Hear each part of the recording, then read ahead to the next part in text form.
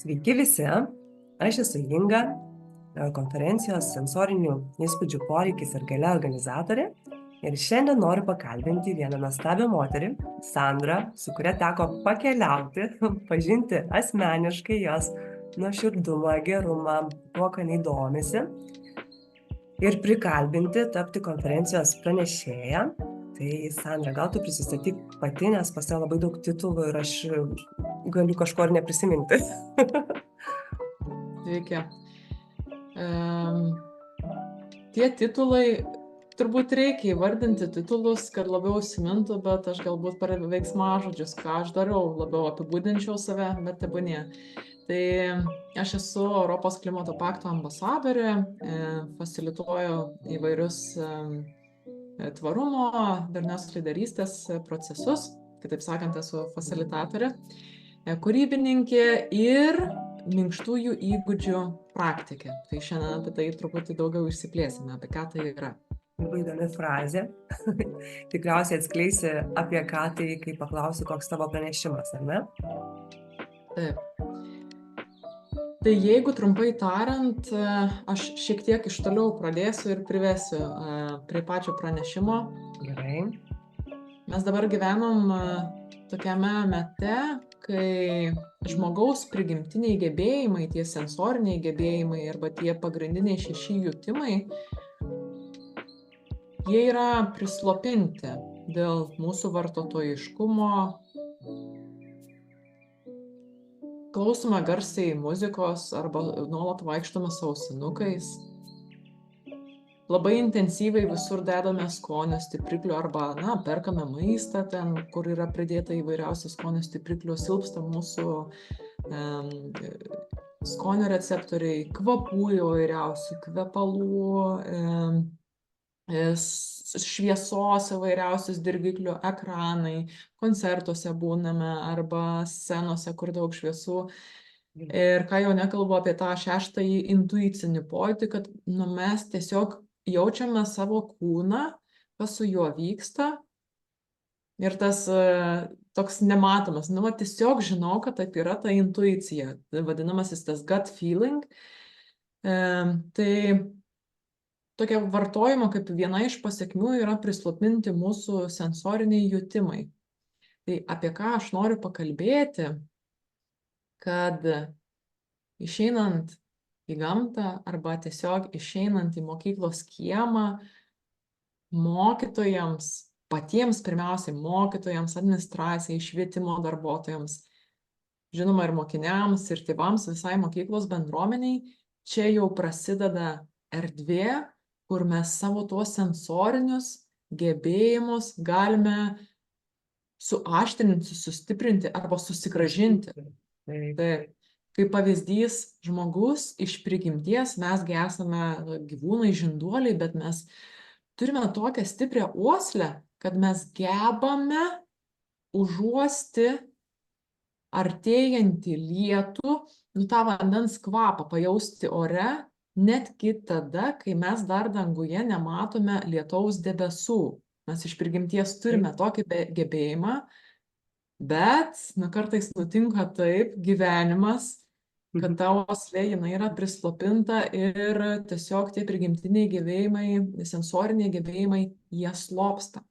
Ir aš noriu pakalbėti, kaip per kokius pratimus, per kokius metodus tiesiog išėjus iš mokyklos kiemo mes galime atkurti arba susigrąžinti arba dar net aštrinti tuos savo 6 jutimus ir juos panaudoti kaip privalumą savo kasdieniame gyvenime, eilinėse situacijose, nežinau, renkantis maistą, priimant sprendimus, sprendžiant problemas arba net mokantis iš aplinkos.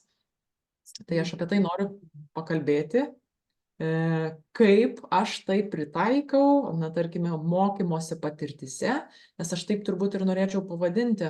Tai yra viena iš dalių per sensorinius ar ne įgūdžius stiprinti, lavinti, bet jeigu dar paimti iš kitos pusės, tai per gamtojautą gamtos mokslai įdomiai per patirtį ir tuos minkštuosius įgūdžius. Aš tikiu, kad tu Nes toks- pasidalinsi tam tikrais Taip. pratimais, nes skamba labai gražiai, bet gal kartais ne visada žmogus žino, kokį įrankį jam pasirinkti. Atskleisk Taip. kiek paslapčių, taip? Taip, galėsiu pasidalinti keletą pratimų. Jie dažniausiai būna atliekami arba po vieną, mes esame grupė, arba po vieną, tada einama į porą, dviese grupėse, po 4, po 5, jau didesnėse grupelėse, bendruose ratuose. Dažniausiai taip mes atliekam tuos pratimus, jie būna labai įdomus, įtraukiantis ir Tai tinka turbūt apie savo organizuojamą pojūčių žygį, taip? Taip, galėsiu irgi truputėlį papasakoti, nes būna mokyklos, kurios netgi, kurios renkasi, tarkim, darnios lyderystės kelią arba nori įtraukti klimato švietimą arba jiems aktualu tas tvarumas pačioj mokykloje arba aktualu apskritai sugrįžimas į gamtą per sensoriką. Tai yra mokyklų jau, kurie renkasi kaip kvalifikaciją ir jie renkasi šituos metodus kaip mokymus, bet aš gal net pervirščiau, tai yra mokymosi patirtis, nes nėra suolos lenta mokymų. Eina visi ir tampa dalyviais gamtoje.